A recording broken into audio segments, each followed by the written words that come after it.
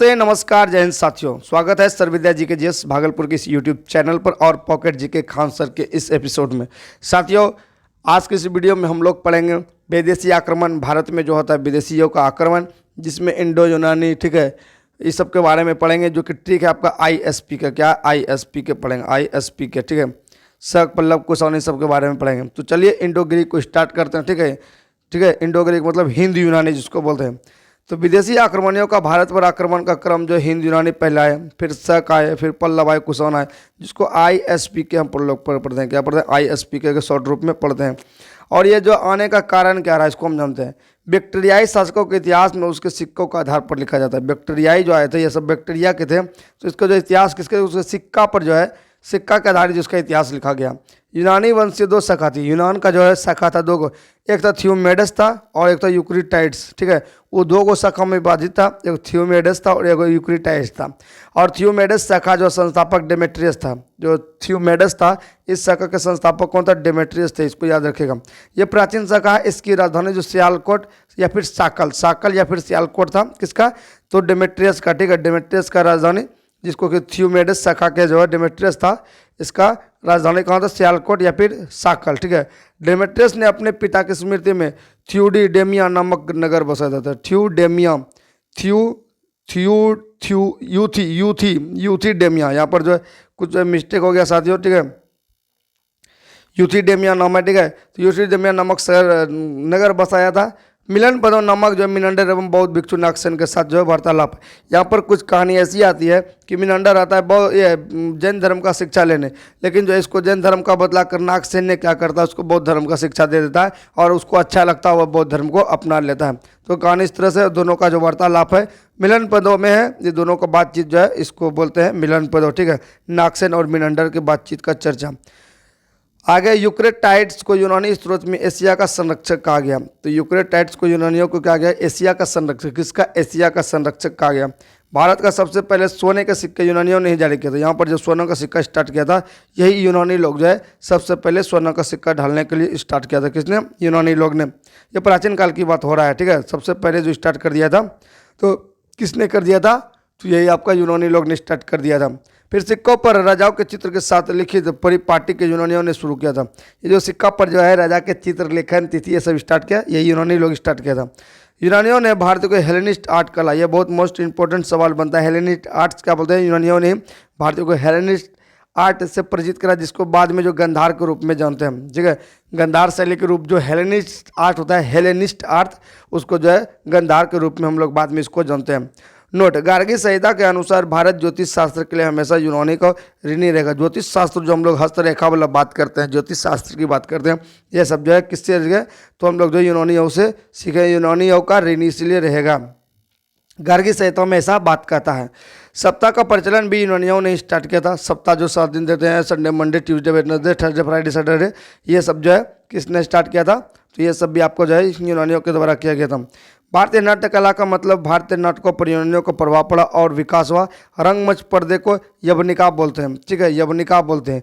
ये most important सवाल जो है मिलान करने वालों में पूछा जाता है। यवनिका क्या है? तो रंगमंच के पर्दा है। और यहाँ पर देखिए, इससे सवाल एक दिन मेरा एग्जाम में सवाल छूटा था, जब इसको हम देखे तब लगा ओ यहाँ से सवाल पूछा गया था। तो यूनानी मसालों कैसे भी परिचित थे। ठीक है, यूनानी भारतीय मसाला से परिचित हुए। यूनानी भारतीय मसालों से परिचित हुए और काली मिर्च को क्या बोला? यवन प्रिय। क्या बोला? यवन प्रिय। तो यवन प्रिय और यवनिका में अंतर करना है। पर्दा जो लगता है उसको बोलते हैं, नाटक सब में पर्दा जो होता है उसको बोलते हैं यवनिका। और जो यहाँ का काली मिर्च को क्या बोलते थे? यवन प्रिय। क्या बोलते थे? यवन प्रिय। इसी में मिलान देने वाला था, कुछ सेंस ही नहीं लग रहा था, क्या यवन प्रिय क्या प्रिय। तो यहाँ पर जो है जब पढ़े तब लगा ओह काली मिर्च को यवन प्रिय बोला गया है। क्या बोला है? काली मिर्च को यवन प्रिय बोला गया है। तो इस तरह से सब जो सवाल बनते हैं। बाकी आगे है शक। शक को देखते हैं, क्योंकि इसमें जो है आई को पढ़ लें, अब एस को पढ़ते हैं। शक, भारत में यूनानियों के बाद जब यूनानी आए, ठीक है, इसके बाद फिर उसके पीछे पीछे कौन आए? तो ये शक आए। भारत में यूनानियों के बाद शक आए, मूलतः मध्य एशिया से आए थे। शक चरागाह की खोज में, तो ये जो शासन वासन करने में आए थे, ये चरागाह के खोज में आए थे। और भारतीय साहित्य में इन्हें सिथियन कहा गया। क्या बोला है? सिथियन कहा गया। चीनी साहित्य में से सही शिवांग कहा गया है। डेरियस ने नक्शे ए रुस्तम अभिलेख में शकों का उल्लेख मिलता है। कहाँ से मिलता है? डेरियस के नक्शा ए रुस्तम अभिलेख में शकों का क्या है? उल्लेख मिलता है। उज्जैन में एक स्थानीय राजा ने शकों को हराया था। कब हराया था? 58 ईसा पूर्व में पराजित किया था और विक्रमादित्य को उपाधि धारण कर लिया था।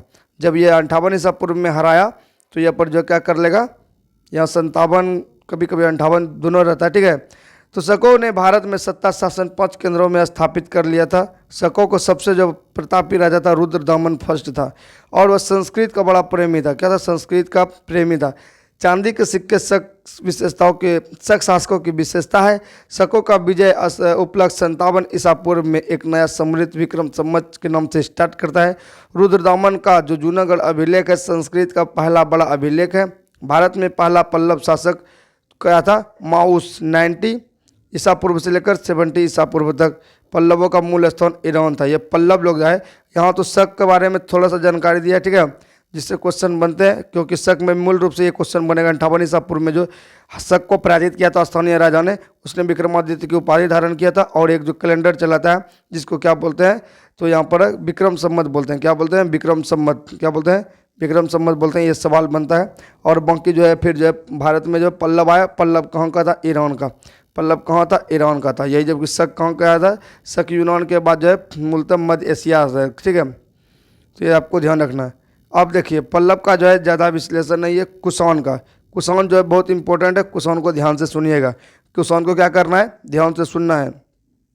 तो भारत में कुषाण वंश की स्थापना जो कुजुल कैडफिसेस ने किया था। डायरेक्ट सवाल में एग्जाम में इससे सवाल बनता है कि कुषाण वंश का संस्थापक कौन है, तो कुजुल कैडफिसेस है, जो कि 15 ईस्वी में की थी। कब किया था? 15 ईस्वी में, मात्र 15 ईस्वी में। यहाँ ईस्वी आ गया, ठीक है, 15 ईस्वी में। चीनी स्रोत के अनुसार मध्य एशिया में यूची कबीला था। ये जो यूची कबीला था आपको बताए थे ना, ये यूची कबीला से जो है मतलब कबीला से वहाँ से आता था। कुजुल कैडफिसेस के बाद बिम कैडफिसेस राजा बने। कुजुल कैडफिसेस ने स्थापना किया, इसके बाद बिम कैडफिसेस जो है राजा बने और इन्होंने सोने व तांबे के सिक्के जारी किए। क्या करता है? सोना और तांबा का सिक्का जारी करता है। बिम कैडफिसेस शिव का अनुयायी थे। यह कितना शिव भक्त था, ठीक है। इसके सिक्कों पर त्रिशूल, नंदी, डमरू के जो चित्र मिलते हैं, त्रिशूल, डमरू, नंदी, ये सब का क्या मिलता है? चित्र मिलता है। कुषाण वंश का सबसे प्रतापी राजा जो शासक था कनिष्क था। और 78 ईस्वी में देखिए यहाँ पर यहाँ से एक क्वेश्चन बनेगा, 58 ईसा पूर्व से एक क्वेश्चन बनेगा, विक्रम संवत का आरंभ किया, और यहाँ 78 से दोनों से क्वेश्चन पूछेगा, दोनों का जो ऑप्शन देगा दोनों का एक दूसरे में दे देता है, ठीक है। तो कन्फ्यूजन बहुत ज़्यादा क्रिएट होता है। तो यहाँ पर 78 ईस्वी में जो है कनिष्क का राज्याभिषेक हुआ तथा 78 ईस्वी में शक संवत का आरंभ होता है। तो शक संवत का आरंभ जो है 78 ईस्वी में होता है, जबकि जो है 58 ईसा पूर्व में क्या होता है, तो विक्रम संवत का आरंभ होता है। तो ये इसको दोनों को कन्फ्यूजन में नहीं लेना है। और इसकी राजधानी, कनिष्क की राजधानी पुरुषपुर यानी कि पेशावर थी। कहाँ थी? पुरुषपुर यानी पेशावर था। ये क्यों हुआ था? तो ये 78 ईस्वी में राज्याभिषेक हुआ था। राज्याभिषेक हुआ तो इसने जो है अपना राज्याभिषेक के उपलक्ष्य पर जो है नया संवत चलाया, जिसको बोलते हैं शक संवत, ठीक है। कुषाण सब ने स्टार्ट किया था, कनिष्क राजा कनिष्क ने किया था। और वो विक्रमादित्य की उपाधि 58 ईसा पूर्व में स्थानीय राजा था, उसने जो हराया था, इसलिए जो है अपने विक्रम संवत को चलाया था। दोनों में अंतर जो है आपको याद रखना है। तो कल्याण के राजतरंगिणी के अनुसार कश्मीर का जो आक्रमण किया और वहाँ पर कनिष्कपुर नामक शहर बसाया। तो कल्याण का राजतरंगिणी जो कश्मीर का इतिहास बताता है, ठीक है, कल्याण के द्वारा लिखित पुस्तक राजतरंगिणी है, और जो कश्मीर का इतिहास बताता है उसमें क्या कहा, तो कश्मीर पर जो आक्रमण किया और वहाँ कनिष्कपुर नामक शहर बसाया। कनिष्क ने चीन के हान राजवंश के राजा, ठीक है, हान होती से युद्ध किया और दूसरे प्रयास से में उसे हराया। तो पहले प्रयास में नहीं हरा पाया होगा, दूसरे प्रयास में उसको क्या करता है, हरा देता है। चीन का राजवंश था, तो क्या हान होती युद्ध से हुआ, हान होती से युद्ध होता है, उसको हरा देता है। कनिष्क बौद्ध धर्म का महायान शाखा से, हीनयान और महायान बौद्ध धर्म में शाखा था। तो ये महायान शाखा से जो है कनिष्क जो है संबंधित था। इसने चौथी बौद्ध संगति इसी इसके शासनकाल में, आप जब पढ़िएगा राबाई पाकू अकाक में, तो चौथी जो बौद्ध संगति आयोजन होता है इसी कनिष्क के शासनकाल में होता है। कुंडलवन कश्मीर में होता है और इसके अध्यक्ष जो होता है वसुमित्र होता है, ठीक है। तो इन सबको बातें को याद रखना है। कनिष्क ने सिक्के ईरानी व यूनानी भाषा थी। इसका सिक्का जो था ईरानी भाषा था और यूनान दोनों भाषा था। कुषाणों ने सोने के क्या बोलता है, कुषाणों ने सोने के सर्वाधिक सिक्के जारी किए। मोस्ट इंपॉर्टेंट सवाल बनेगा यहाँ से। ये सबको जो सर को जो हाईलाइटेड कर देना चाहिए था, एकदम रेड कलर से इसको करना चाहिए था। सर्वाधिक सिक्के जारी किए जिनकी शुद्धता गुप्त काल की स्वर्ण मुद्राओं से उत्कृष्ट है, मतलब जो है क्या है, बढ़िया है, मतलब जो है उससे जो है ना क्वालिटी बढ़िया। जब आप पढ़िएगा गुप्त काल, अब इसके आगे चैप्टर इसके आगे आएगा, तो उससे जो है शुद्धता जो है गुप्त काल से स्वर्ण उत्कृष्ट है, ठीक है। कनिष्क के दरबार में महान दार्शनिक अश्वघोष रहता था, जो अश्वघोष, ठीक है, यह कनिष्क के राजकवि थे और अश्वघोष ने बुद्ध चरित व सूत्रलंक की रचना की। ये सवाल मोस्ट इंपोर्टेंट बनता है कि जो है बुद्ध चरित किसके द्वारा रचित है, अश्वघोष के द्वारा। सूत्रालंकार किसके द्वारा रचित है, तो अश्वघोष के द्वारा। ये किसके दरबार में थे, ये कनिष्क के दरबार में थे, ठीक है, दार्शनिक थे, कनिष्क के दरबार के दार्शनिक थे। द्वैत शासन की अवधारणा सर्वप्रथम कुषाण वंश ने अवगत कराया था। ये द्वैत शासन जो है स्टार्ट जो किसने करवाया था, कुषाण ने। ये सवाल भी अब जो है इंपॉर्टेंट बनता है। कनिष्क भारत का प्रथम शासक था जिसने बुद्ध की आकृति युक्त सिक्के जारी किए थे। ये बुद्ध भगवान का जो आकृति बनाकर जो सिक्का जो जारी किया था। भारत का कांट, मिल्टन, वाल्टेयर के नाम से अश्वघोष को जाना जाता है। ये सवाल मोस्ट इंपोर्टेंट बनता है। कांट, मिल्टन, वाल्टेयर, इन सब के नाम से अश्वघोष को जाना जाता है, ठीक है, जो कि कनिष्क के दरबार में रहते थे और बुद्ध चरित और जो है सूत्रालंकार जो है रचना किया है। भारत में गंधार कला जो है, गंधार शैली का प्रचलन कुषाण वंश ने किया। इसको इंडो ग्रीक शैली के नाम से जानते हैं। इंडो ग्रीक शैली के नाम से जो गंधार कला को जानते हैं, जिसको जो आप जो उसमें पढ़े हेलेनिस्ट आर्ट जो है, ठीक है, हेलेनिस्ट आर्ट के रूप में। कुषाण शासक कनिष्क के समकालीन नागार्जुन, अश्वघोष और वसुमित्र थे। ये सब किसके समकालीन थे। और नागार्जुन ने माध्यमिक सूत्र ग्रंथ लिखी। किसने, नागार्जुन ने। और यहाँ पर तथा नागार्जुन दार्शनिक भी थे और शून्यवाद का प्रतिपादक थे। नागार्जुन को भारत का आइंस्टीन कहा जाता है। ये सवाल सबसे ज़्यादा फेमस होता है, भारत का आइंस्टीन नागार्जुन कहा जाता है, ठीक है। कनिष्क का राजवैद्य चरक था। ये राजवैद्य जो है चरक पूछा था। चरक क्या था, कनिष्क का राजवैद्य था जिसने चरक संहिता की रचना की, जो भारतीय चिकित्सा शास्त्र का विश्वकोश कहलाता है। मतलब उस समय जो है भारतीय चिकित्सा शास्त्र का जो चरक था, ऐसा चिकित्सा शास्त्र लिख दिया है जो कि विश्वकोश कहलाता है, चिकित्सा शास्त्र चरक का, चरक संहिता। फिर है विभाष शास्त्र की रचना वसुमित्र ने की, ठीक है। विभाष शास्त्र जो होता है इसकी रचना वसुमित्र ने करता है। और बौद्ध धर्म का विश्वकोश विभाष शास्त्र को कहा जाता है। तो इन दोनों से सवाल बनेगा। विभाष शास्त्र क्या है, तो बुद्ध का जो विश्वकोश है बौद्ध धर्म का। और क्या है, तो चिकित्सा शास्त्र का विश्वकोश क्या है, चरक संहिता के द्वारा चरक संहिता है।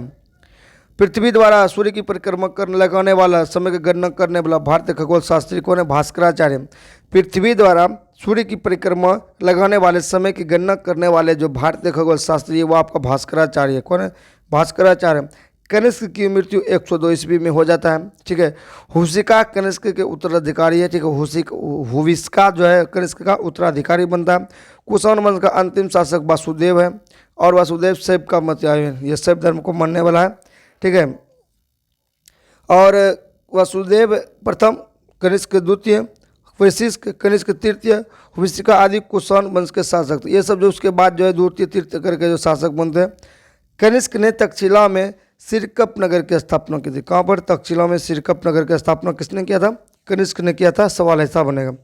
भारत में मृत शरीर की मूर्तियों को मंदिर में रखा जाता था। भारत में जो जब मृत शासक हो जाता था तो उसका मूर्तियों का मंदिर में रख दिया जाता था। कुषाण साम्राज्य में जो मार्गों पर सुरक्षा का प्रतिबंध, रेशम मार्ग पर नियंत्रण रखने वाले शासक में सबसे जो प्रसिद्ध कुषाण थे। और इसको जो है सबसे ज़्यादा इसी के कारण जो है टैक्स मिला था, ठीक है, सबसे ज़्यादा पैसा हुआ था और जो है जो अच्छा जो सिक्का चलाया था। रेशम मार्ग का आरंभ कनिष्क ने किया था। रेशम मार्ग जो होता है चीन की तरफ से, ये जो है कनिष्क ने स्टार्ट किया था। इस समय वास्तुकला के क्षेत्र में सबसे अधिक विकास हुआ और सर्वाधिक बुद्ध की मूर्तियों का निर्माण जो है गंधार कला के अंतर्गत हुआ। गंधार कला के लिए तक्षशिला प्रसिद्ध था। कनिष्क में मथुरा कला का विकास हुआ तथा मथुरा संग्रहालय में कुषाणकालीन मूर्तियों का संग्रह जो अधिक मात्राओं में है। तो ये सभी जो है उस समय के जो है जो हुआ था घटना उस सब का विवरण है। और नोट, भारत में इथोपिया से हाथी का दांत व स्वर्ण आता था। ये मोस्ट इम्पोर्टेंट है। कहाँ से आता था, इथोपिया से हाथी के दांत व स्वर्ण आता था, ठीक है। और इस तरह से जो हमारा जो है भारत पर आक्रमण जो है ISP के जो समाप्त होता है इस वीडियो में। और अगला वीडियो जो मोस्ट इम्पोर्टेंट बनेगा, इसमें आपको जो है ये कुजुलकट फिशेस मतलब कनिष्क वाला कुषाण वाला को थोड़ा ज़्यादा जटिल से याद रखना है क्योंकि इससे सवाल जो है बनेगा तो कन्फ्यूजन हो जाएगा। उसके बाद गुप्त साम्राज्य को पढ़ेंगे, गुप्त साम्राज्य खत्म होगा, ठीक है। तो आज के इस वीडियो में बस इतना ही, मिलेंगे नेक्स्ट क्लास में, ठीक है। Thank you so much, thank you.